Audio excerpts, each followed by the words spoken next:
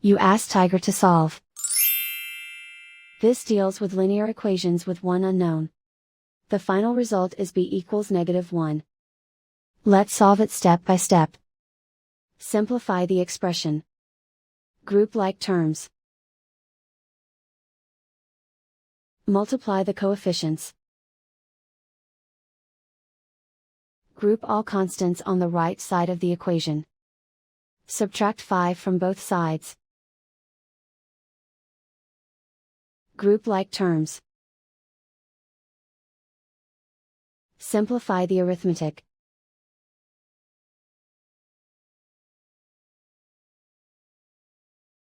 Isolate the b. Divide both sides by -6.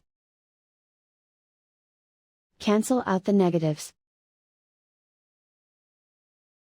Simplify the fraction. Move the negative sign from the denominator to the numerator.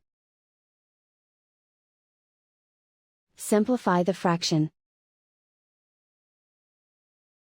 And so the final result is b equals -1.